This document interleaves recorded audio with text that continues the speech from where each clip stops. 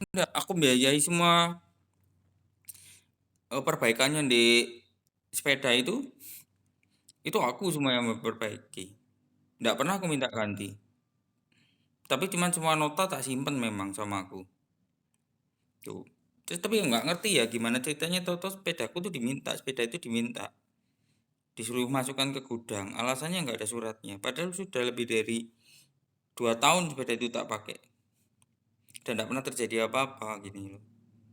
Waduh, jangan pos. Hmm?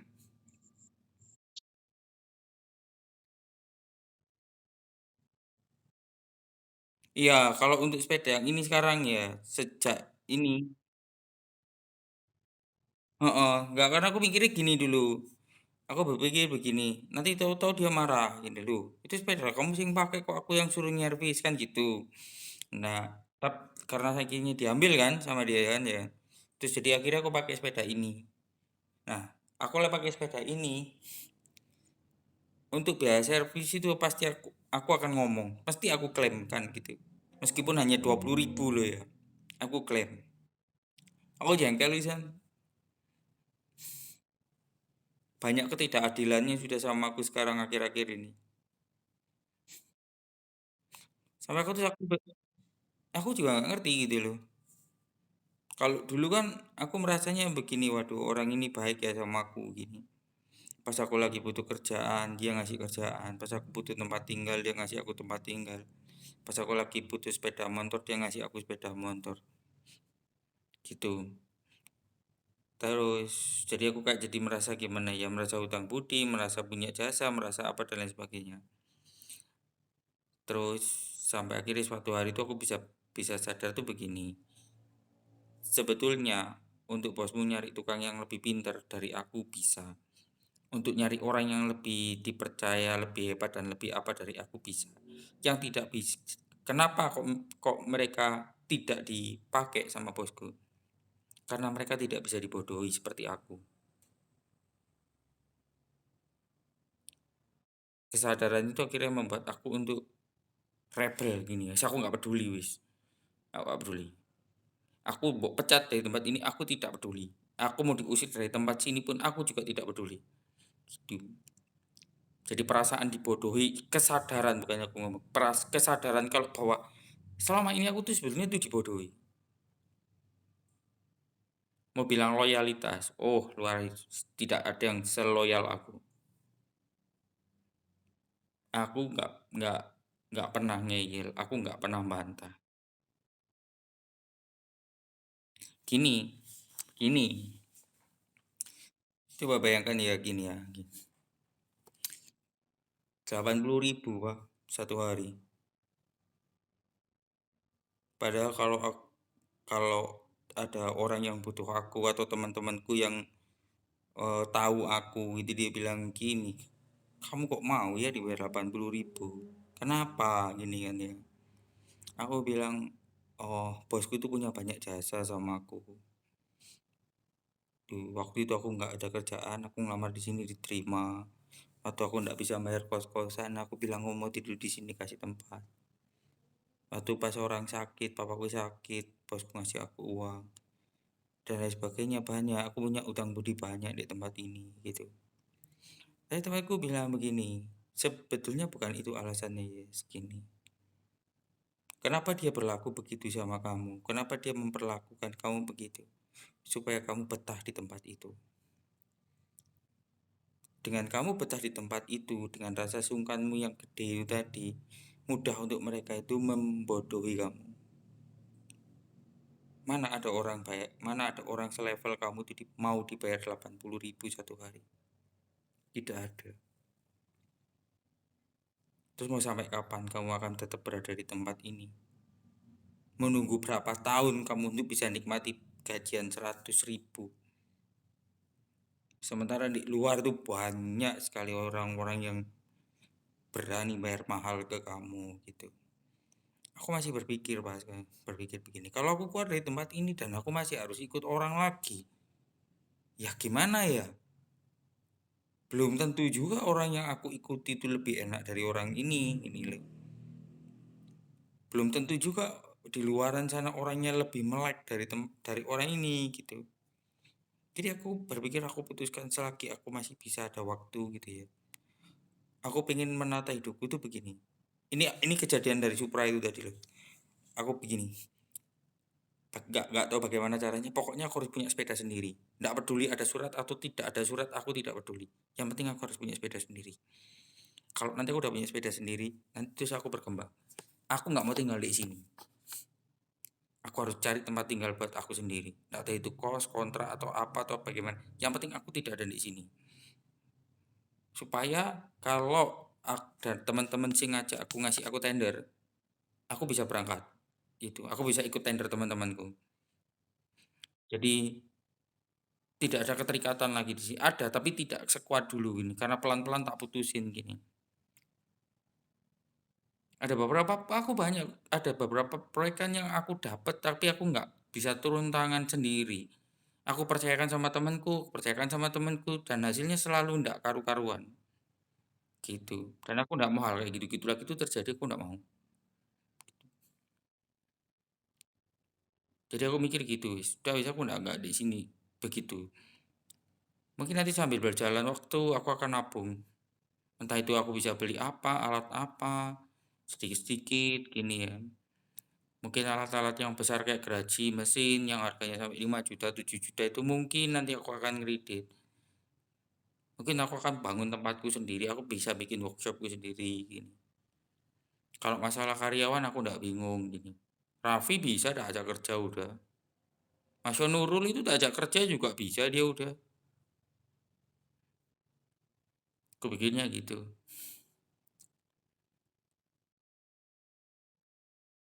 Kerja dia, masih kerja.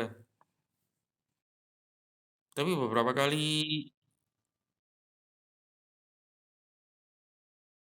oh iya Pak, aku memang tetap mau survive dulu aja di sini. Sampai sampai waktu yang aku merasa, oh sudah, wis habis waktuku di sini. Aku harus segera pergi gitu. Gitu.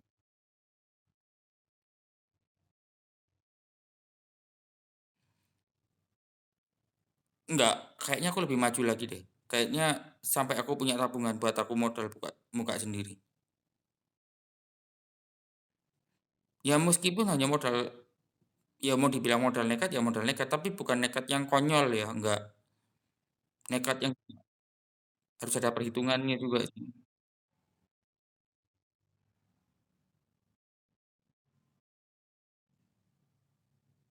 Mhm, iya,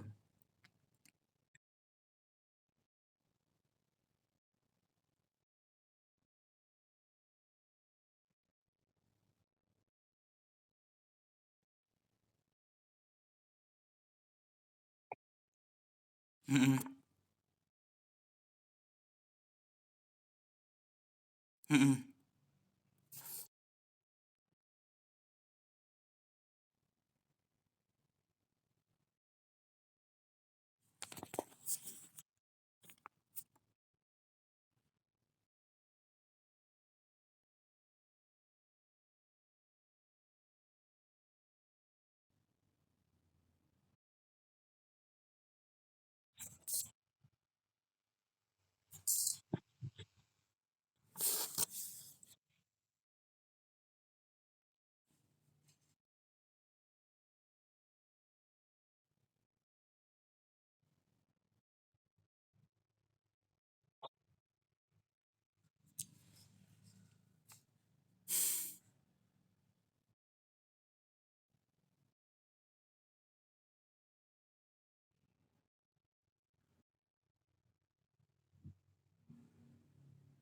iya,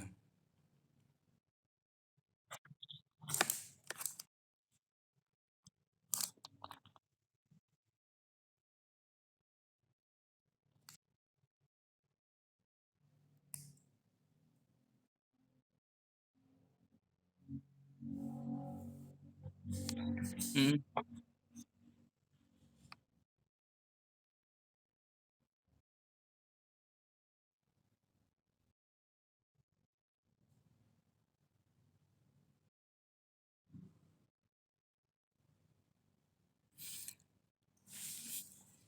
Kalau ngomong planning tempat tinggal ya, kalau aku punya tempat tinggal itu juga sekalian harus jadi tempat kerja, Pak.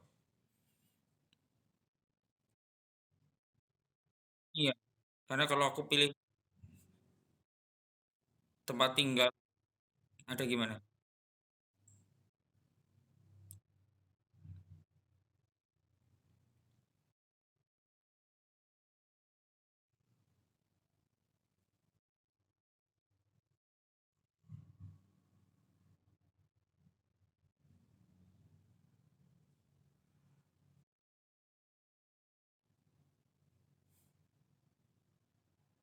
Ya bisa juga kayak gitu, cuma ya bisa lah. Mungkin ya nanti aku akan coba.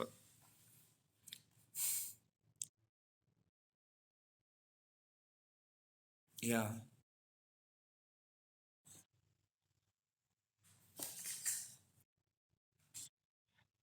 iya.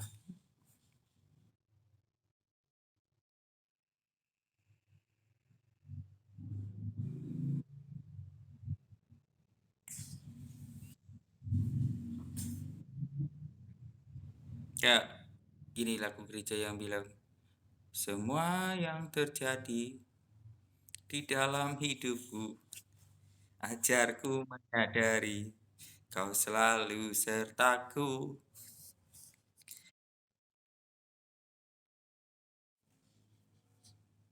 Lihat selalu bersyukur padamu karena rencanamu indah begitu. Hah? Aku gak pernah ibadah. Udah lama aku gak pernah ke gereja.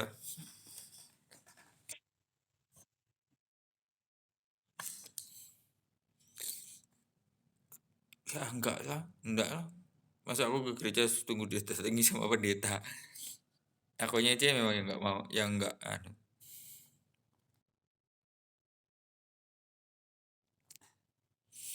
Pendeta di sini udah banyak uangnya, apa dia nggak perlu lagi datangi jemaatnya ke rumah-rumah.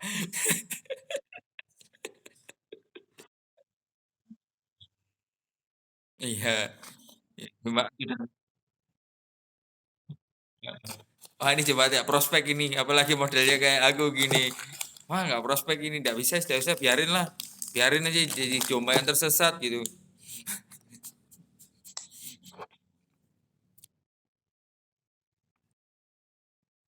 Mm-mm.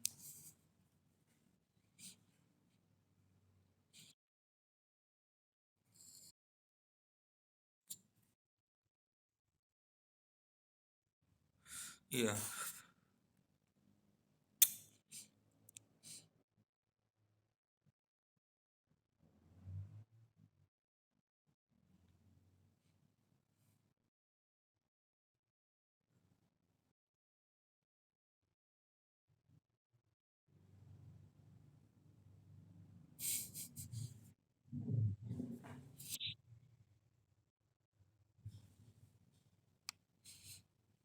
kalau sekarang ini, oh gimana ya?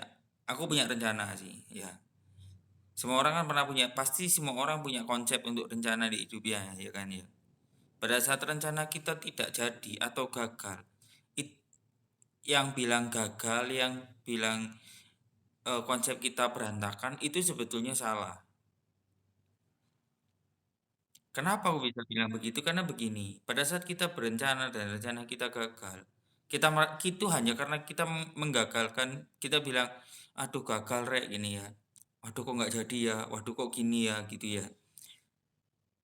Sebetulnya, apapun yang terjadi di dalam kehidupan ini bukankah itu semua ada dalam kehendak dan izin Tuhan kan? Berarti waktu aku punya rencana dan rencanaku itu gagal, itu berarti rencana Tuhan yang sedang bekerja di situ, gitu loh. Aku aku bisa berpikir begitu tuh baru-baru ini aja gini loh. Karena selama ini aku tidak bisa menerima sebuah kegagalan dari rencanaku sendiri. Tapi saat aku berpikir merenung tuh begini, bahwa ternyata sebetulnya ketika aku berencana dan rencanaku gagal, ya itu bukan gagal, tapi Tuhan mau rencananya itu loh yang harusnya jadi di diri kamu gitu loh. Jadi jangan kamu menganggap itu gagal, jangan kamu menganggap konsepmu itu gagal, tidak. Kamu tidak gagal. Tuhan bilang apa? Belum waktunya. Makanya Tuhan punya kan rencana sendiri. Dia beri rencana sendiri. Itu loh, Pak. Dan sayangnya, kenapa aku baru sadar hal itu hari ini?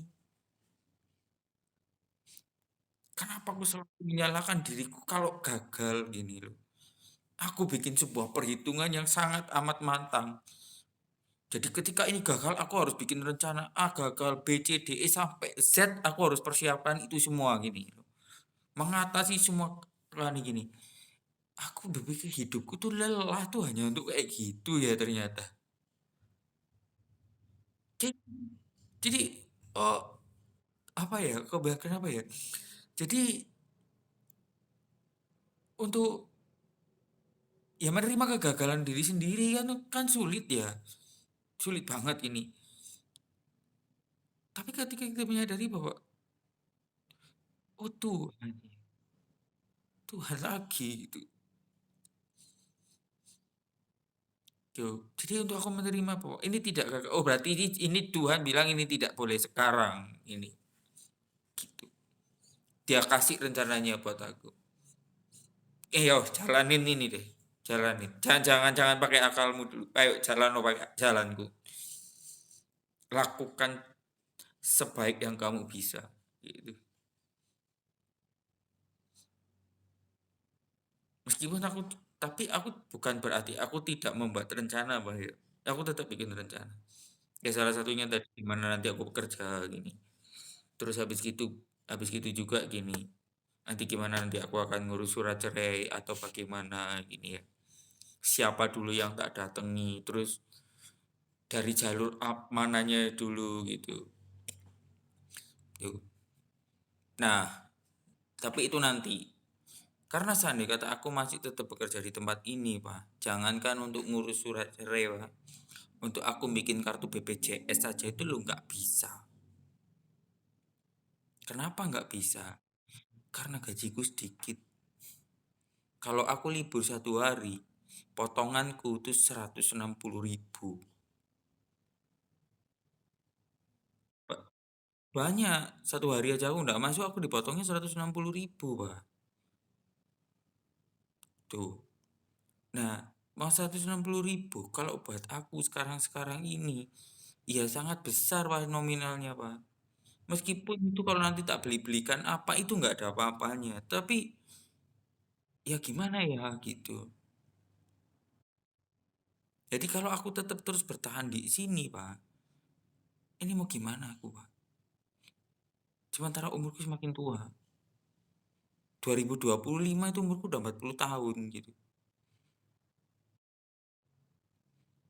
Sementara mungkin nanti ketika di umurku yang 45 tahun gitu, Ega sudah lunas KPR-nya, lunas motornya, Glory sudah besar, Glory kuliah gitu.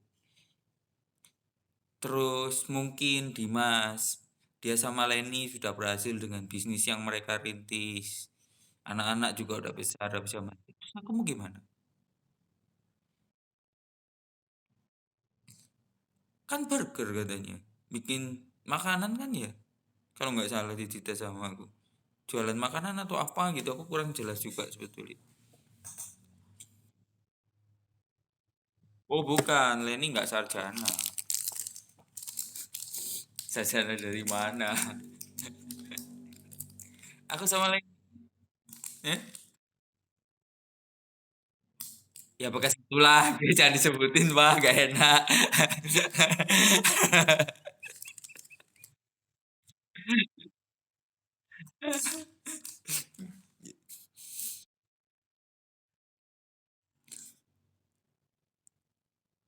Iya, iya, ya, kalau berhasil apa? Ya puji Tuhan kalau dia berhasil berhasil apapun ya puji Tuhan lah gitu.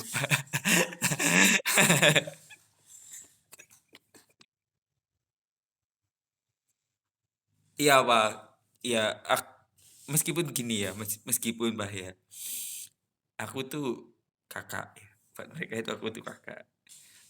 Aku nggak pernah dihargai sama mereka. Aku pikir nggak apa-apa. Mungkin mereka tidak pernah benar-benar bisa memberi rasa sungkan yang apa ke aku. Aku juga tidak masalah ya, nggak apa-apa, Pak. Tapi tapi hati kecilku itu tetap pengen backup mereka gitu loh. Waktu dinas di Kalimantan, waktu dia mutusin untuk ke Kalimantan, aku mau nolak dia. Aku mau menentang dia. Tidak, aku nggak mau.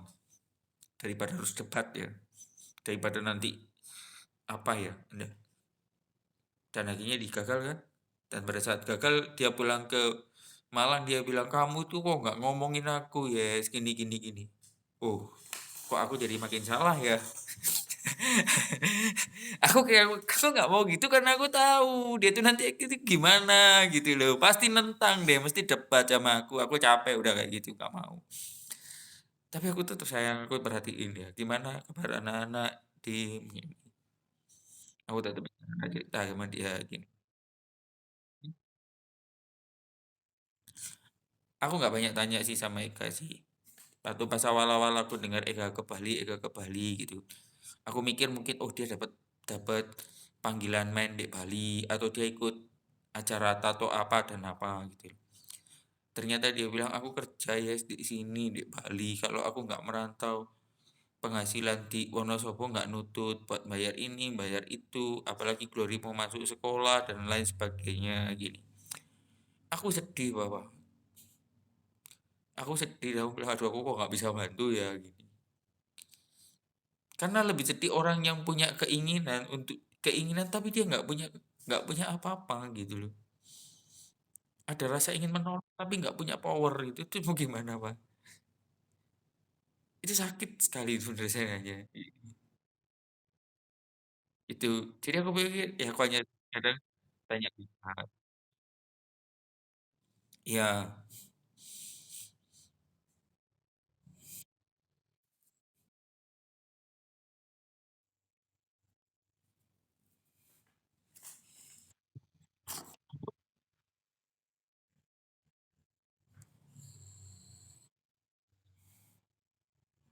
iya,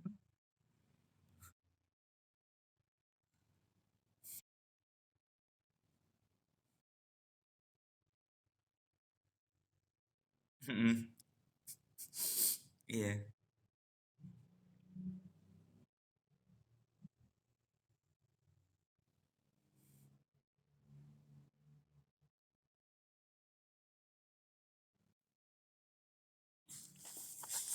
mhm,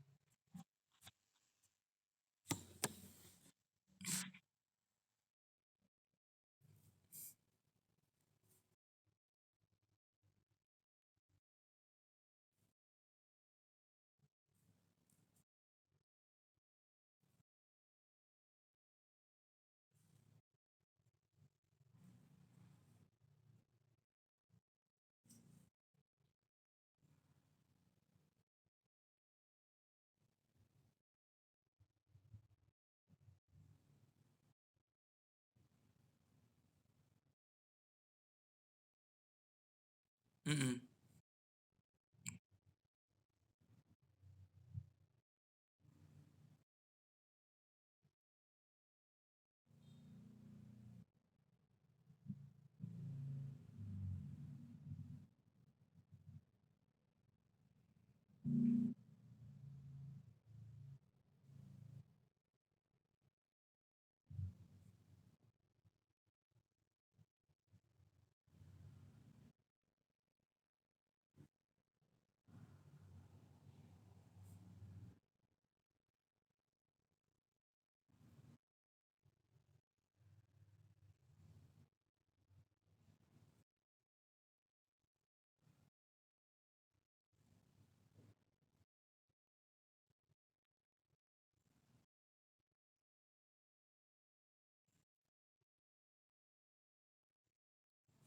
iya,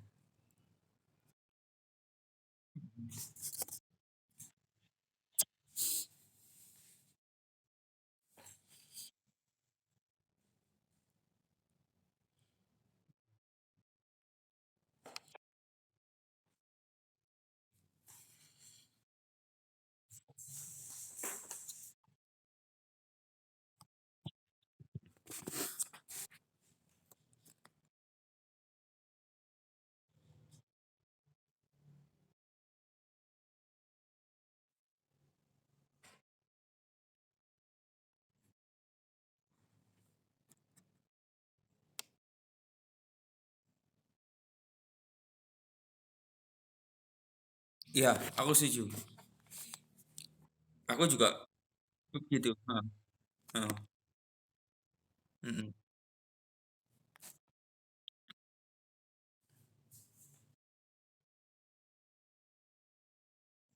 mhm.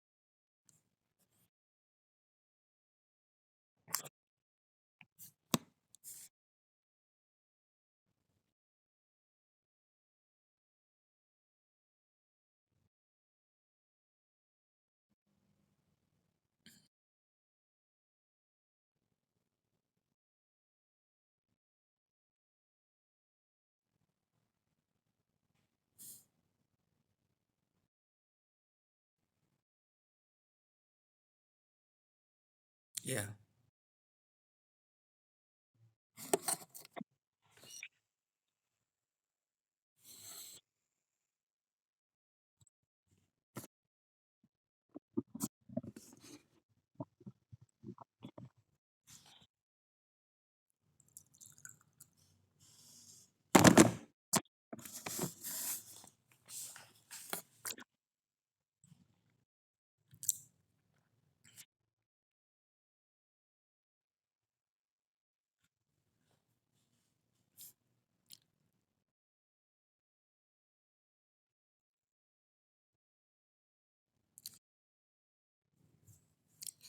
Sebetulnya,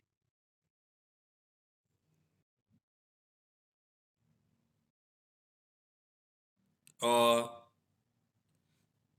gini,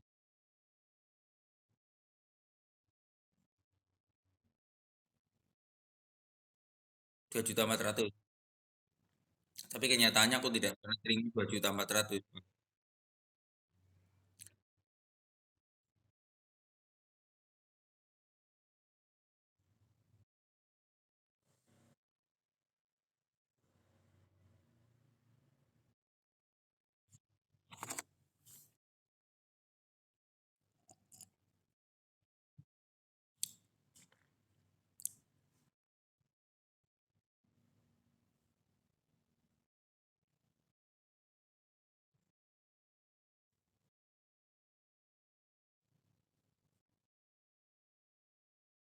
Waktu siapa ya?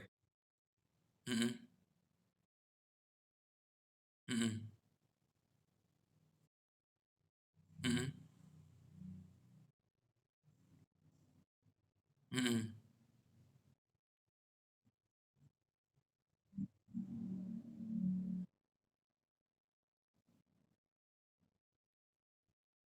mhm, mhm,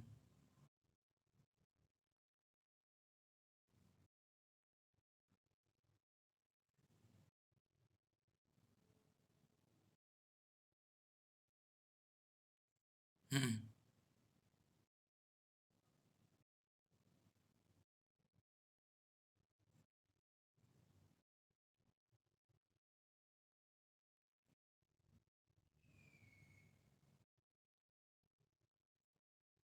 mhm,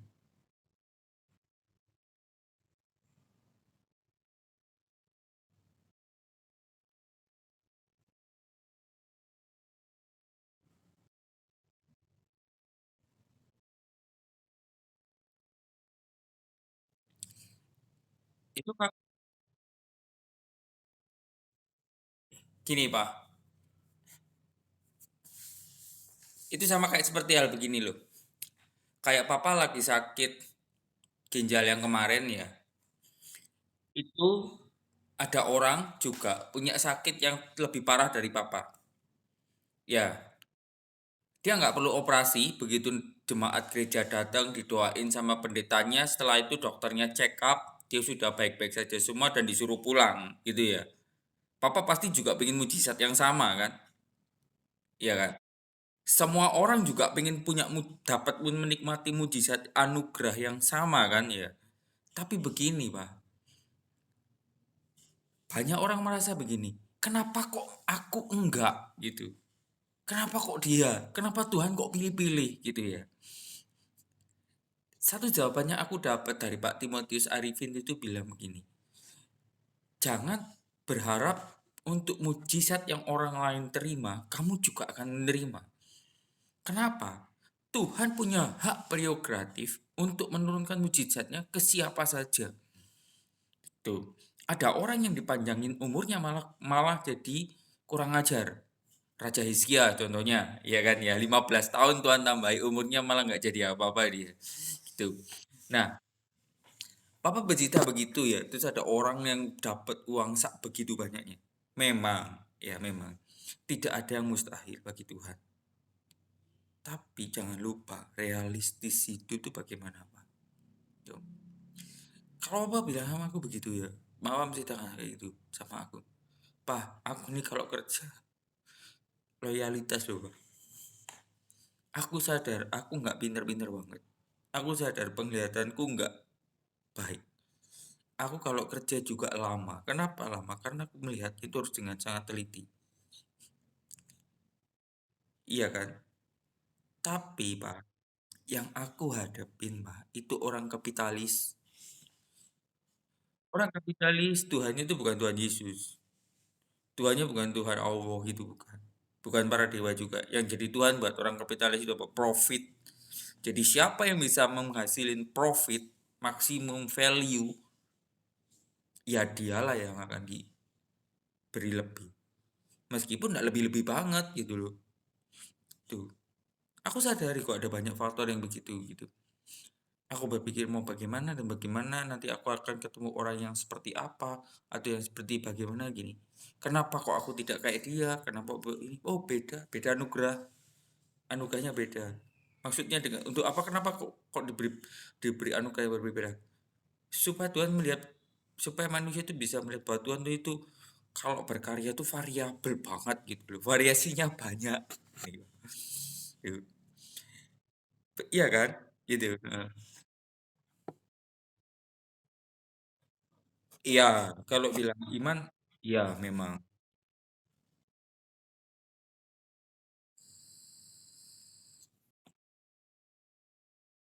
pasti. Hanya,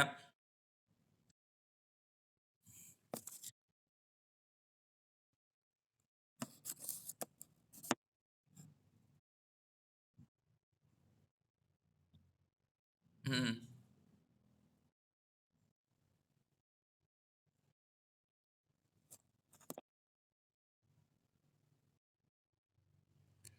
iya,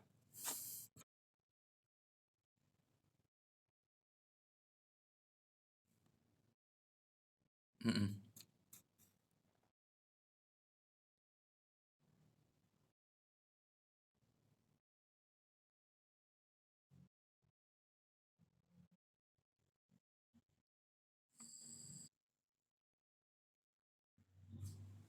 Siapa yang mengutuk akan mengutuk.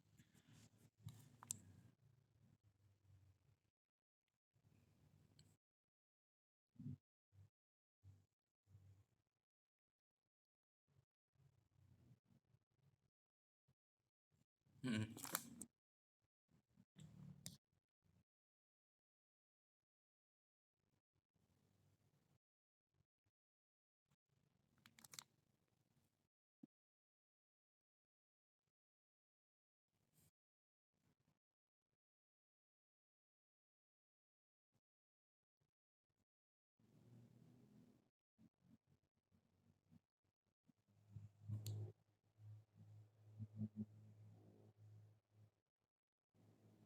Iya,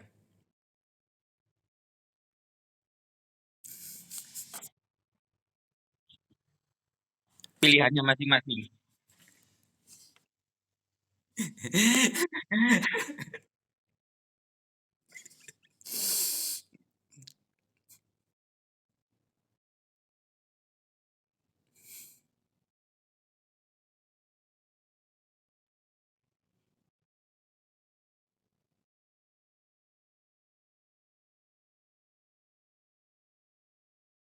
Iya, dan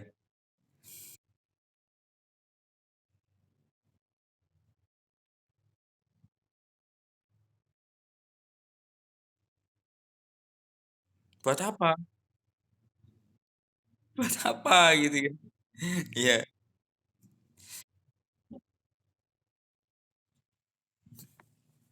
iya,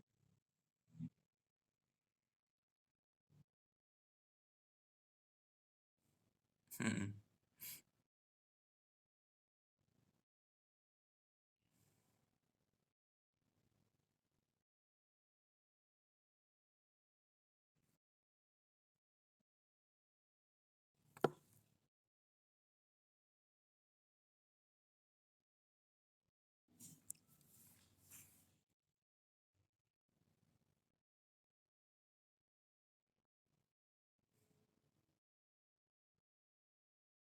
kehendak bebas.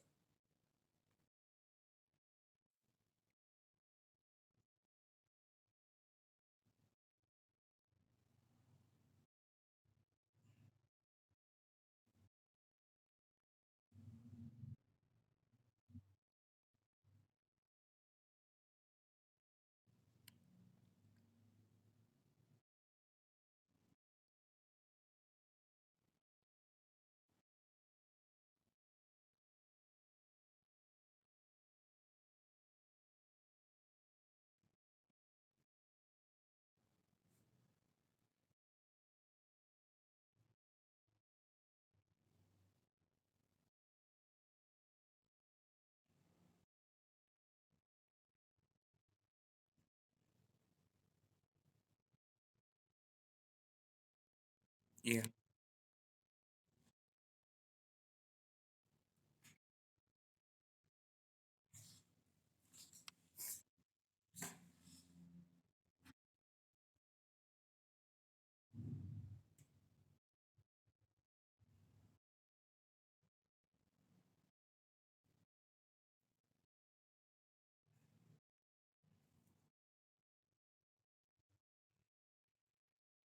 mhm,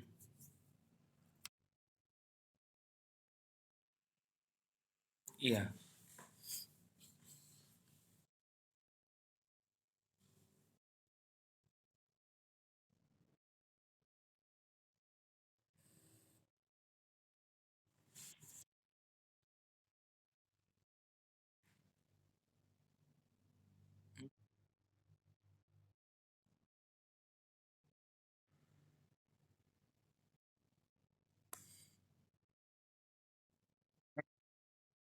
aku kerja ya, besok kerja kok. Iya, iya, iya, tunggu ya, enggak, aku pengen memang, aku harus harus bisa ngasih papa,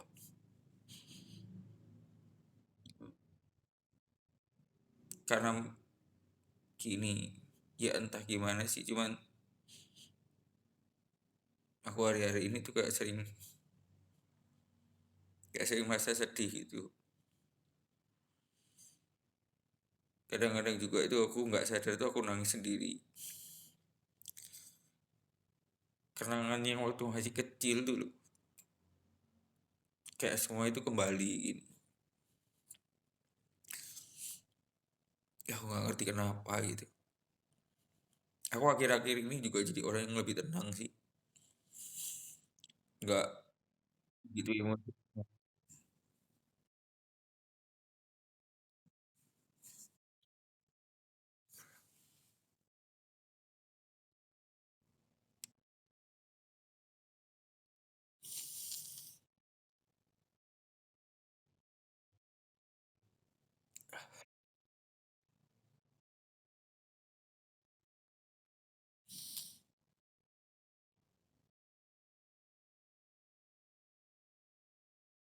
Iya, aku ingat itu.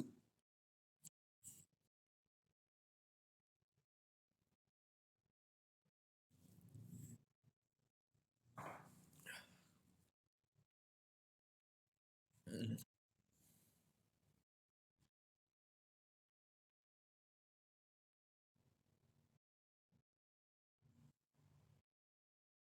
mhm,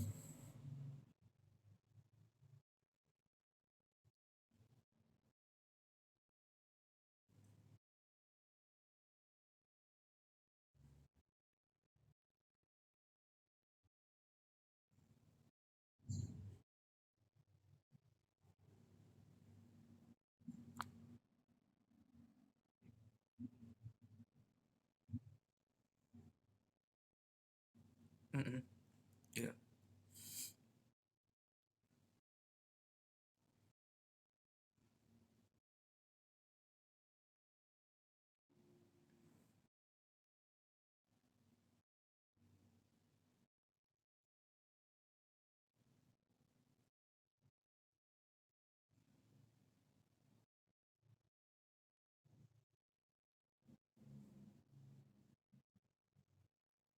iya,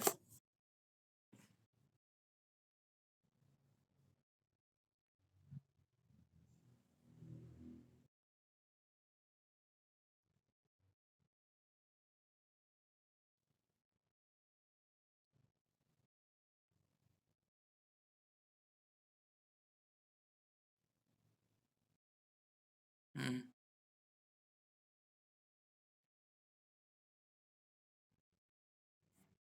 mhm,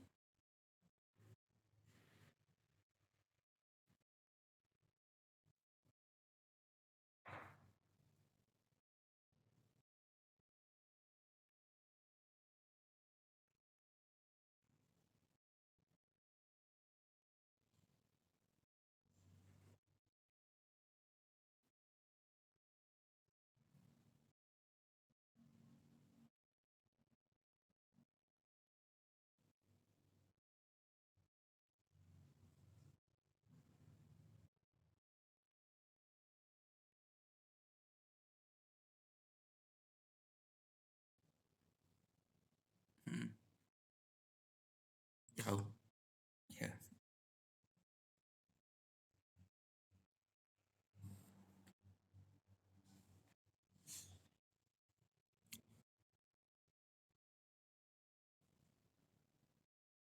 mhm.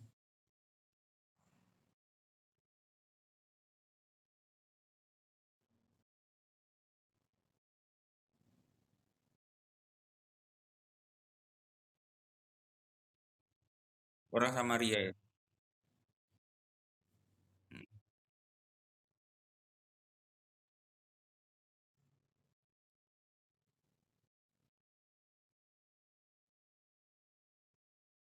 Mhm, iya,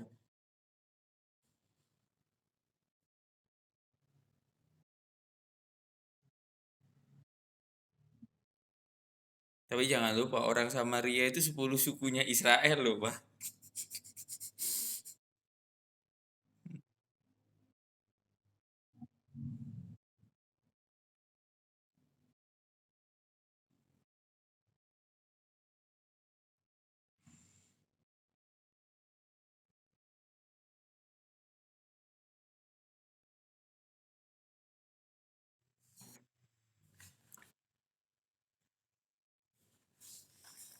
Iya kan, kalau secara sejarahnya itu kan gini, waktu pas Salomo dia udah mau turun tahta kan ya, dia punya 2 anak kan, ada 2 anak dia yang jadi raja kan, Rehabeam sama Yerabeam. Akhirnya mereka kan membuat sebuah undian kan, akhirnya terpisahlah namanya Israel Utara dan Israel Selatan. Yang yang tinggal di Yerusalem itu kan suku Yehuda sama Benyamin. Terus 10 suku yang lain dia pindah di utara kan. Dan tetap, mm-mm.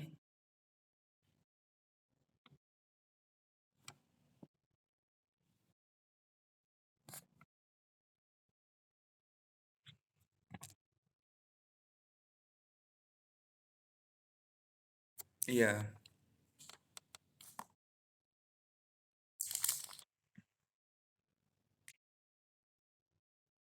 Mhm.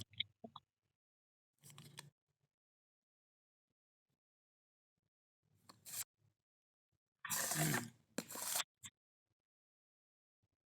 Ya, Ratu Bilqis, ya Ratu Negeri Seba.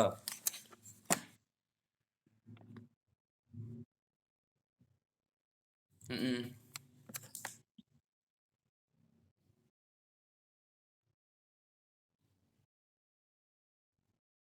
Ya, Yahudi Falasa itu.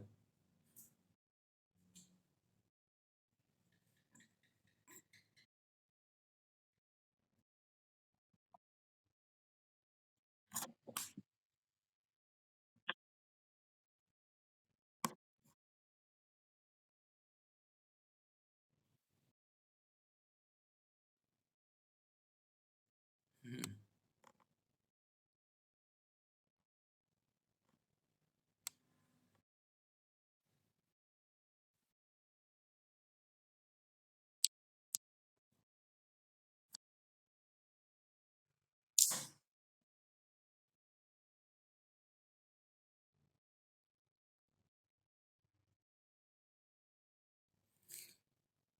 Aku nggak gitu. Aku bersyukur. Iya, betul. Benar-benar. Mhm.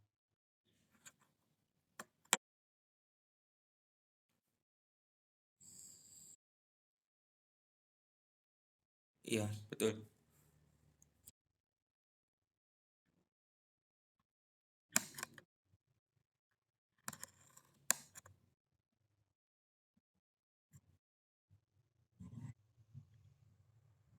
Nggak tahu.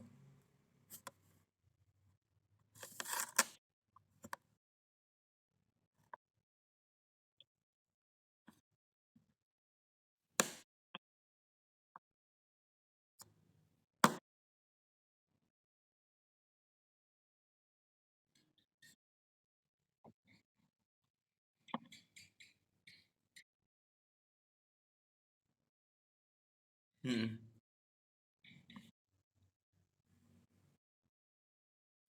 Mhm. Iya.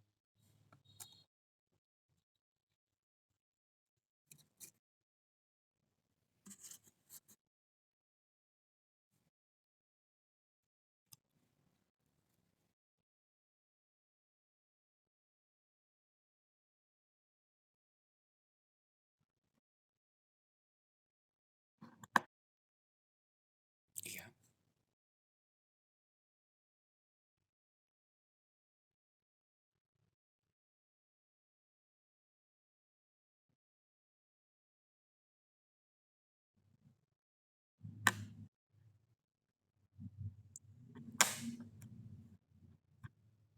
Mhm.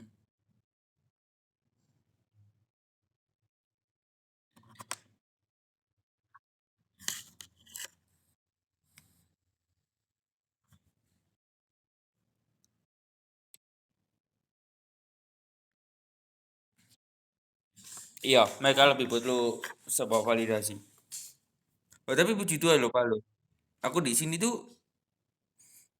ada satu orang yang bisa, dia bisa untuk menerima kebaikanku, gitu. Dan dari satu orang ini pun yang akhirnya eh buat aku jadi seperti gimana ya? Ya, orang jadi banyak kagum gitu tuh. Dan pertanyaan dari dan yang diungkapkan sama si temanku ini dia bilang gini, ini orang Kristen loh, gitu. Anak ini Kristen, gitu. Aku nggak pernah ketemu orang Kristen, nggak pernah aku ketemu sama orang Kristen. Sekalinya ketemu sama istri orang Kristen, ya ini orang ini ya, yang baik itu gitu, gitu.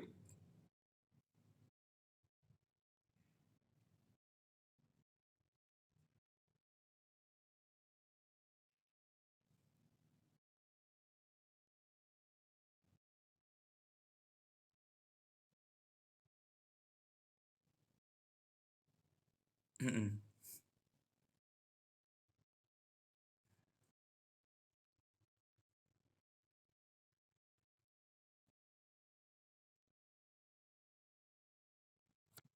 Wah, kita.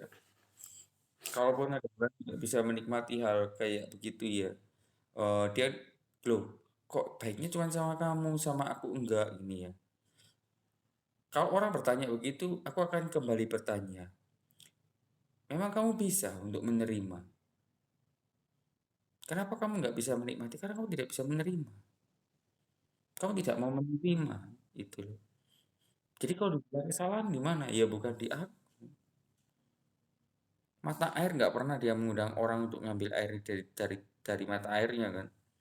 Orang datang kan ke mata air itu. Dan apakah semua orang setelah tahu bahwa di situ ada mata air semuanya akan datang? Kan tidak juga. Dengan berbagai macam alasan kan. Airnya keruh, di situ ada ularnya, pahit, apa dan lain sebagainya begitu. Tapi pengakuan dari banyak orang juga bilang, loh kalau tidak ada mata air ini aku mati gitu loh. Aku hidup karena mata air ini. Ya kembalinya ke siapa? Individual person dong. Dia mau terima atau tidak gitu. Kalau eh, secara logikanya ya, aku mikirnya gitu. Mikirnya gitu. Aku sadar memang sih. Ya inilah kelemahan dari orang yang kuat di main akal itu begini. Orang yang kuat dengan logikanya seperti aku ini ya seperti begini. Bahkan sampai tidak sampai seolah-olah aku bisa handle segalanya ini. Padahal dalam hidup ini kan banyak hal tidak terduga. Iya, iya.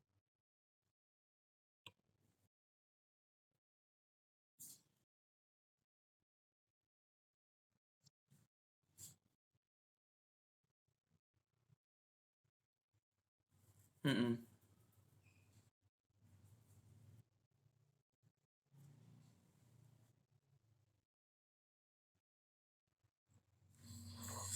Iya, ada mekanismenya kan?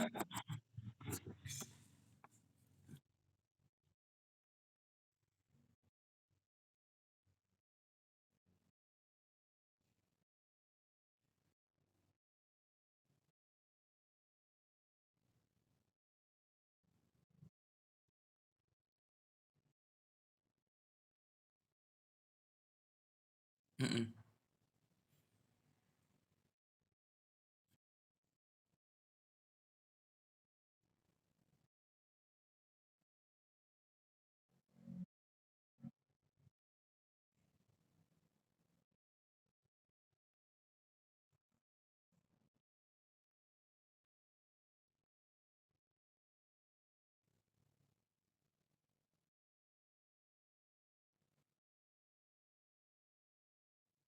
Mm-mm.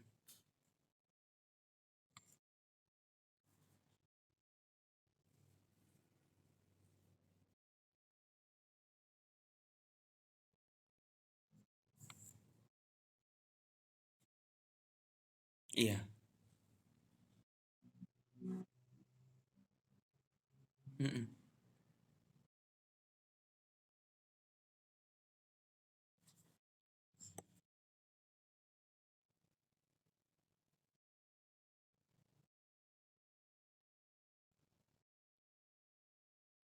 Karena aku rendah hati dan lemah lembut.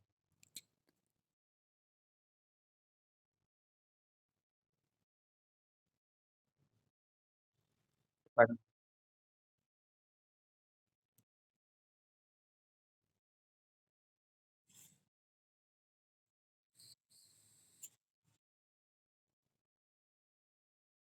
Iya, Pak. Iya.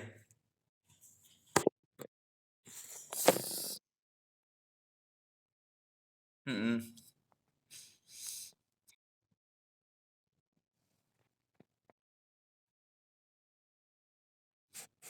Iya.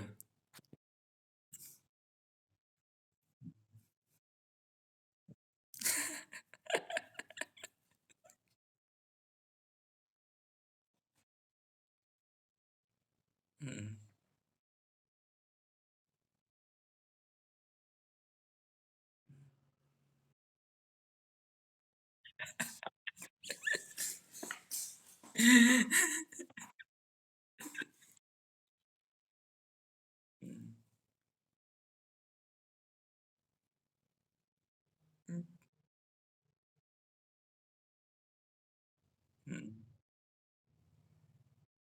Iya, dadah. Amin.